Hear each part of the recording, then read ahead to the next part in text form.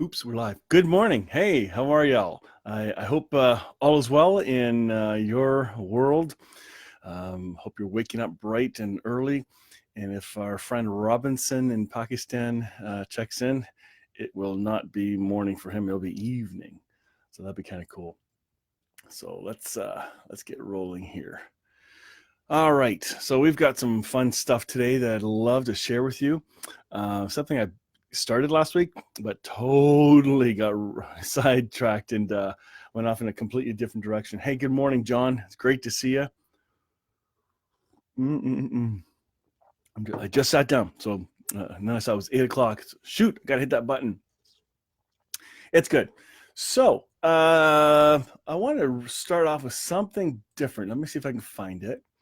I had this really awesome quote I wanted to read to you from, I think it was T.F. Torrance. Give me one sec. We are going to find it. I sent it to a friend last night, so it's in that message. Give me 1 second. All right. Ooh, there it is. And Reg, shoot. There you are. So let's open that up. All right. Uh-oh. Okay. Here we go. This is gonna be a cool quote that I want to start our time off with this morning, because sometimes there's a depth to something that's written, and the joy of having it written is you get to really think it through, read it slowly, carefully. Whereas if you just hear something, you don't get to go back per se and rehear it.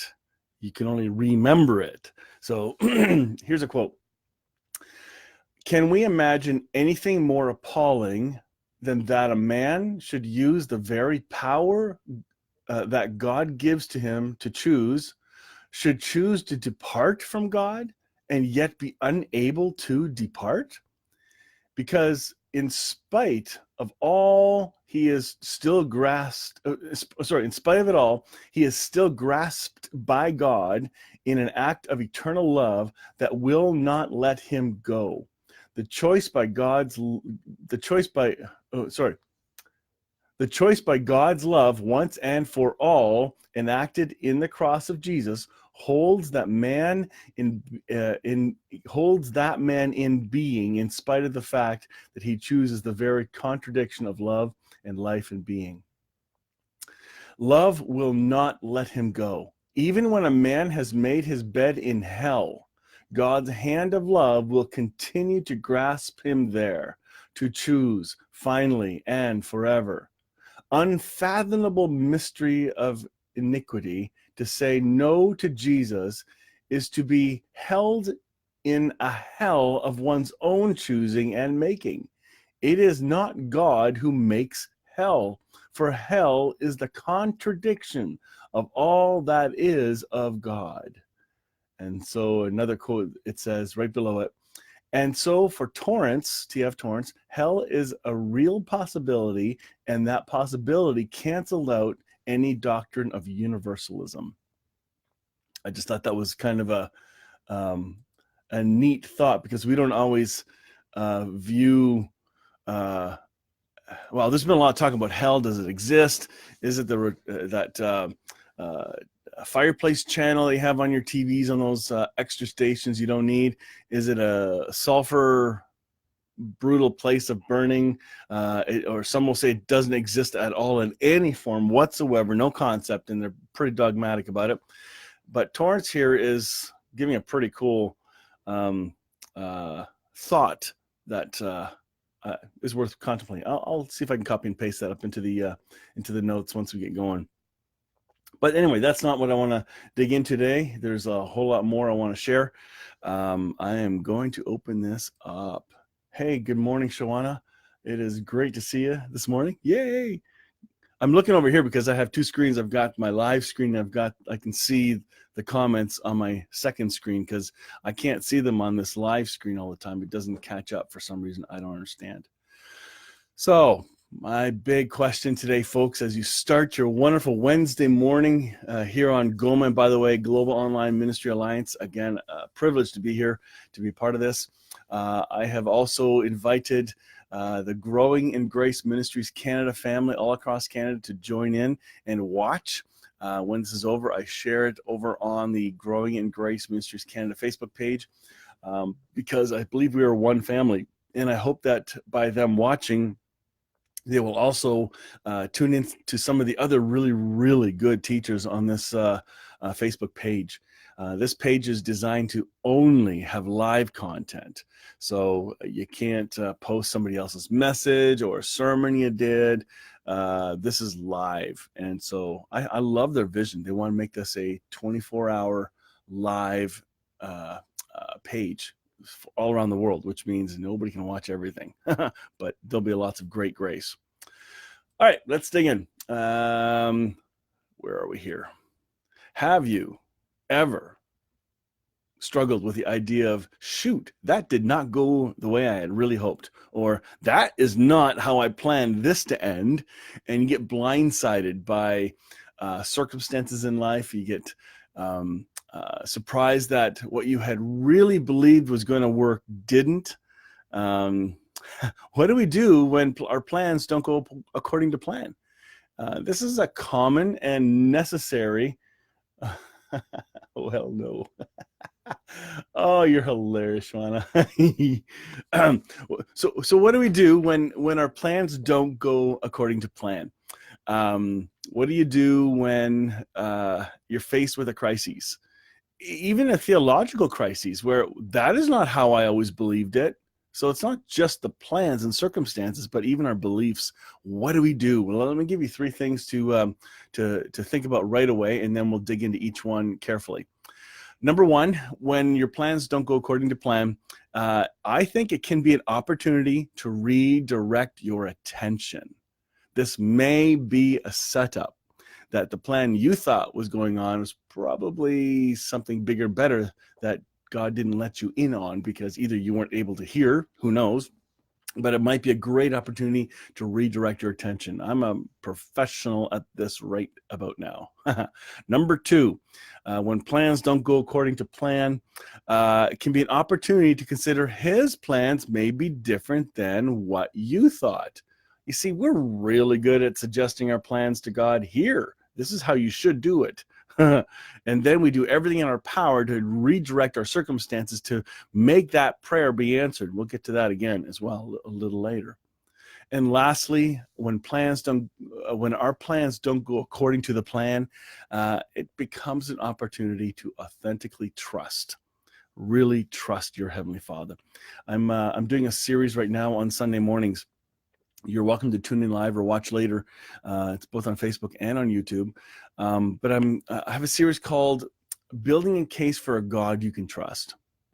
And its foundation question comes from what's happening in our world with Christian leaders apparently leaving the faith, walking away, and how the Christian world is all up in arms. And but I think the God they're walking away from, so to speak, isn't the real God anyway. And that's really important to realize. So I'm asking, which God? Well, we have a lot of Americans in our group here. Jermaine, buddy, there's one, and John, and I think all three of you are from the USA.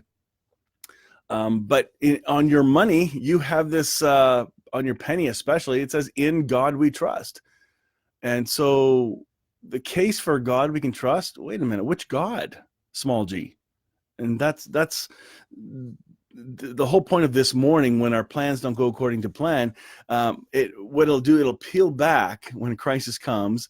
It forces you to answer, who is this God? Do I really trust him? And we can quickly find out we don't trust God like we say and broadcast and teach and post on Facebook of how much we trust this God. Well, when the crap hits the fan, oh my goodness, that's when we really find out where the trust level is at. And I think it's through all kinds of difficulties that we are sharpened and made stronger. We shouldn't run from the terrible stuff. You know, if I get a cut, I'm going to try and stop the cut. But we naturally want to move away from pain. That is natural.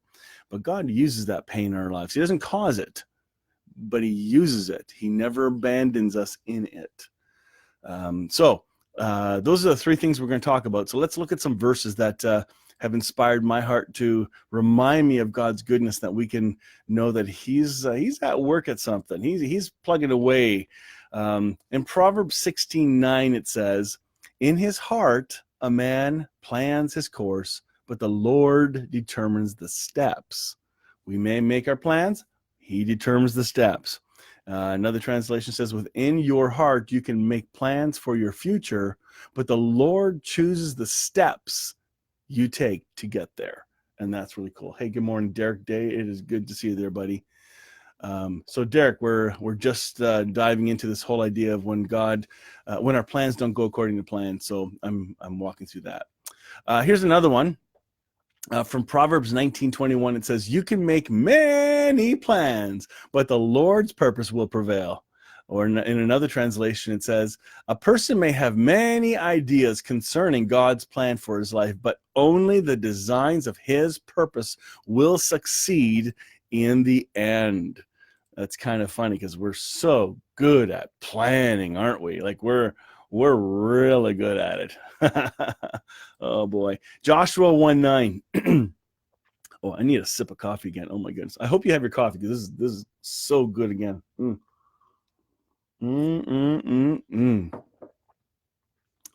"This is my command.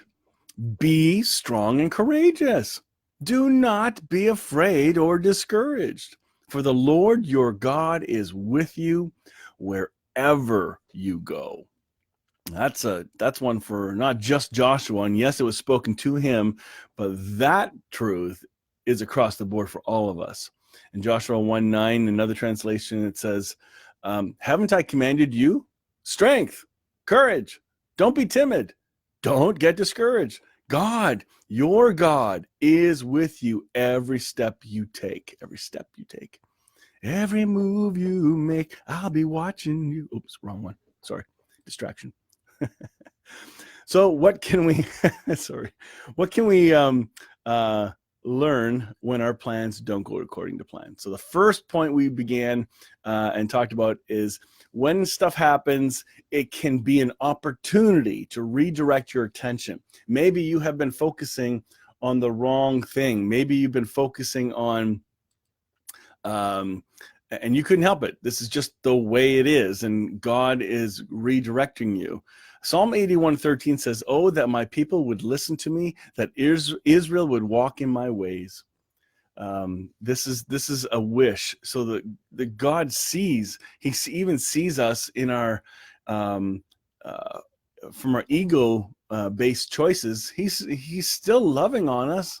He's still wrapping His arms around us. He is still our identity. That doesn't change, but He's slowly, gently changing how we think and what our perspective should be.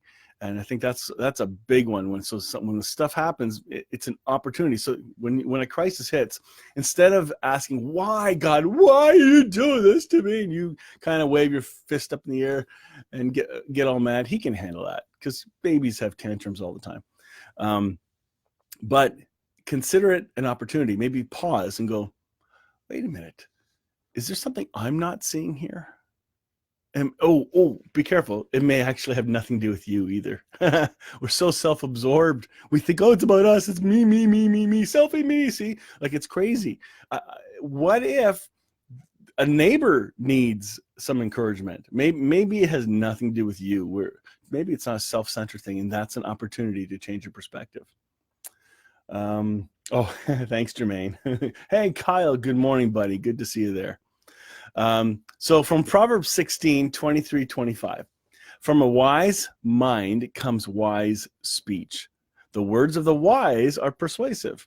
Kind words are like honey, sweet to the soul and healthy for the body. There is a path before each person that seems right, but in the end it ends in death." Well, that's a really encouraging text this morning, because not that last line, but it can be the last line. If we live from a totally flesh-based, self-taking kind of life, the opposite of agape, which is other-centered, it will lead to death. It may seem right to you, but as believers, we're in tune now with the one who indwells us. We're more in tune than ever before, and we have much more to get in tune with. We're in process. We're in a learning curve, which is really important to know. No one here has arrived. Oh, that's funny. Shawana, we'll do a duet. There we go. That's funny. Here's another cool one. Matthew 16, 21, 23. Again, this is on the topic of what do we do when our plans don't go according to plan. It may be an opportunity to redirect. God may try to redirect our attention. Peter planned to never turn his back on Jesus, and did, and received grace. So Peter had a plan. He was determined. I will not turn my back on my Lord. Not a chance. Hell no, he says, with a mighty, powerful fist in the air, trying to show all the manly, ego-driven type of determination. This is how you show confirmation. And it backfired. God had other plans. And not only did God have other plans, he knew, I'm sure God, the Father, foreknew. I'm not sure Jesus, the man, knew what was going to happen. It may not have been revealed to him. That's not been written about in Scripture. Because Jesus lived out of his humanity, not his divinity. And he only knew what his Father told him. So who knows? If Jesus did know, that's great. But if he did, he already had predetermined grace as an end result to the pain that Peter was walking through, and the guilt and the shame. Your papa's for you. You can make the biggest, dumbest mistakes. You can have the greatest regrets, and you can even say, oh, I'm having an attack. I'm being attacked by the world, or some will say demons, and that's a whole different topic. But we give demons way too much credit, way too much. I think there's... we need to take a look at our thinking patterns. If you want to think and believe in the demon stuff, you're going to see them. They're going to manifest, because that's where your attention is focused on. Well, how about focusing your attention on life? How about focusing your attention on the Trinity, on divinity, and see that? And I promise, as that begins to focus and come more and more in focus, you're not going to see that other stuff. You just aren't. I don't understand all that stuff yet. I know there's some discussions about the topic of demons and Satan and all that stuff. Well, today is not the day for that conversation. I'm trying to remind us that God's got your back when things don't go according to plan. If you're wallowing in your own self-pity right now, in your own, I'll call false guilt and shame. False guilt and shame as a definition. Guilt says I have done something wrong. Shame says I am something wrong. And I believe we are plagued in our cultures with shame. And we'll get into that topic another time. That's a big one from my world of where I've come from. Hey, good morning, Ellen. Yay, Ellen's back in the house. Love it. Michelle Smith, good morning. Fantastic to see you. So anyway, back to the plan here of Peter. The disciples' plans changed. They thought they were going to get a conqueror to conquer the Romans. They thought they were getting that kind of a king. So even the disciples had in their mindsets, the zealots, part of the religious leaders of the Jews, they were hoping for this Zionist king who's going to come and conquer the Romans, because their mindset was Jesus was going to come and conquer the world. But they thought with a mighty sword. They were thinking violence, and God did not come with violence. He came as a lamb, as an offering to be sacrificed. Backfired. That was not according to their plan. They were messed up. Imagine the disappointment of the disciples when it was not going to go that well. Wow. Matthew 16:24 from the Message says, anyone who intends to come with me has to let me lead. You're not in the driver's seat. I am. Don't run from suffering. Embrace it. Follow me, and I'll show you how. Self-help is no help at all. Self-sacrifice is the way. my way to finding yourself, your true self. What kind of deal is it to get everything you want, but lose yourself? What could you ever trade for your soul? These are big things to consider, big things to talk about. This is Jesus talking. But my plans are, I wanted this to happen and my world's falling apart. Yeah, and believe me, I'm not mocking real pain. I've been through my own hell, thank you. I'm not speaking from a cushy life. I'm speaking from many, many, many pains. And if we go through, I think we had 9 people in the room this morning. Each one of you will have story upon story of hell you've walked through and pain you've walked through. So again, I'm not making light of this, but I am saying in hindsight, it's the hindsight that lets us see 2020. In hindsight, we can see, whoa, that's how God did it. I would never have been where I am right now had that event not happened. And you may even come to a place of being thankful for the event, not the pain, but the event. I'm there in a couple places. Oh yeah, I got some situations in my own mind that I am now thankful for. It's like, God, thank you. I think you spared me, or I would never have seen this about you, Heavenly Father. Oh wait, that's the point we just made. That sometimes when plans don't go according to plan, it may be God causing a redirection of our attention. Keep that in mind the next time the dung hits the fan for you. Following Jesus requires a change and flexibility in my plans, a relinquishing of my rights. Remember this, you and I have no rights. And in certain parts of North America, Canada, USA, there's a fight for rights. I have my rights. No, you don't. You actually don't, because union with Christ is a giving up of all of our rights. I've got a great list. I haven't got it accessible right now, but we don't have rights. We are walking as ambassadors of the message of reconciliation. With that comes much cost. We have no rights. Yeah, but I'm an American. I got these rights. Or I'm a Canadian. We say sorry. We have rights galore up here. We have different rights than you. And we banter back and forth and we fight for our rights. But guess what that happens when we start screaming, I have a right to this and a right to that.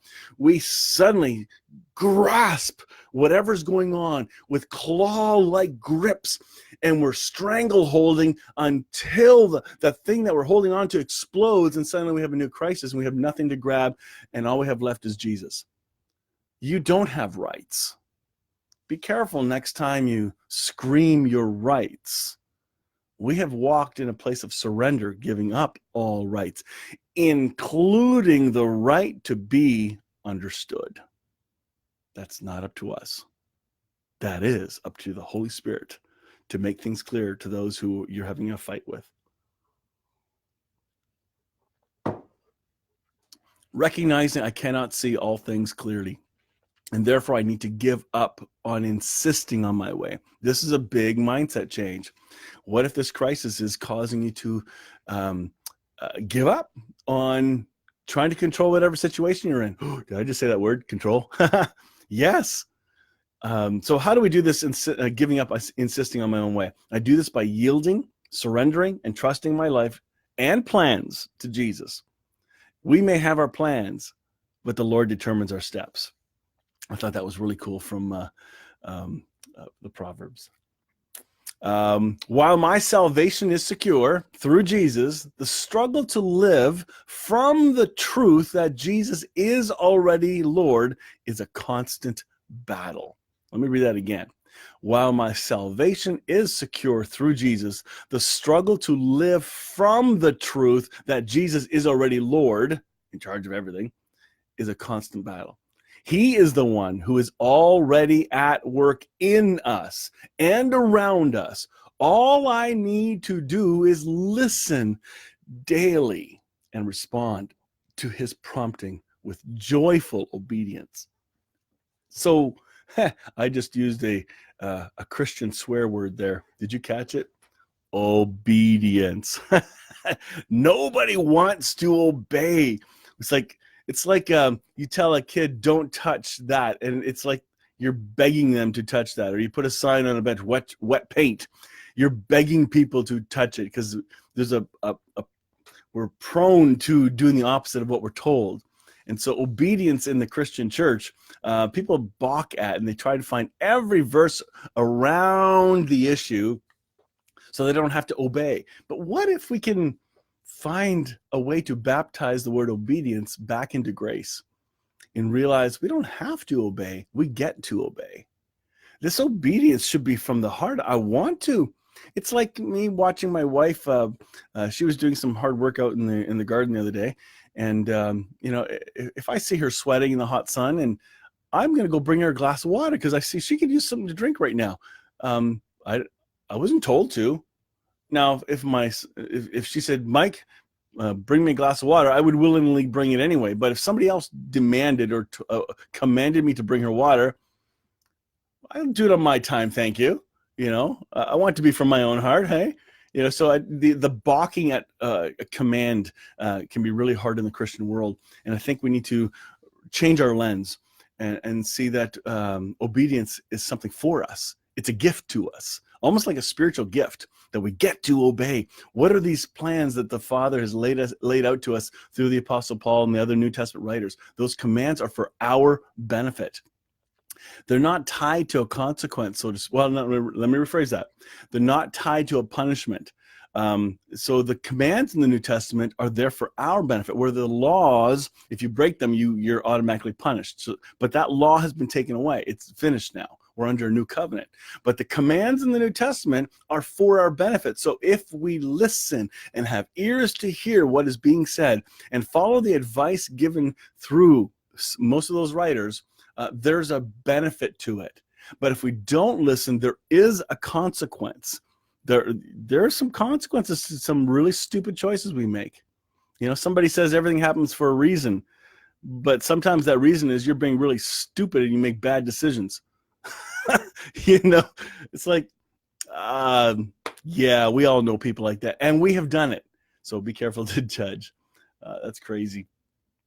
Anyway, that's the. I just realized that I've got homework. No, I can't finish. All right, fine. We're gonna have to stop here, pause for a moment, and come back next week with part 2. What can we learn when our plans don't go according to plan? Next week, we're going to talk about it's an opportunity to consider his plans may be different. Just like Peter, he meant well. Just like the disciples, they had really hoped they're going to get a king that would conquer the Roman Empire. And here they got a sheep. They got a sheep, man. And actually a shepherd. They didn't want to be the sheep. They wanted to be co-shepherds. They wanted to fight alongside. They wanted to be equal gustos against the Romans. And yet they had to reverse their perspective and realize they were sheep. He was the shepherd. Psalm 23 is pretty serious, very freeing. It's not just a funeral reading. It's one with much hope, filled with tremendous hope. Maybe I'll talk about Psalm 23 another day too, because that one's really fun. Lionel, good morning, Lionel. That's awesome. All right, we're half an hour in now. I'm going to try and keep it to that because sometimes people can't listen for more than that because of time constraints. So anyway, that's it. I hope you guys have a really, really good day. Go and bless someone else. May God cause a perspective change in you today. And if your plans don't go according to plan, maybe God's got something else going on. It could be fun. All right. Be an encourager. You guys have a fantastic day. I'm going to end it here and see you next Wednesday. Share this with anybody if you think it'll encourage them. And don't forget to tune into the growingingrace.ca for the weekly radio show of Still Growing in Grace, because after all, we are all still growing in grace. Have a great day. Bye-bye.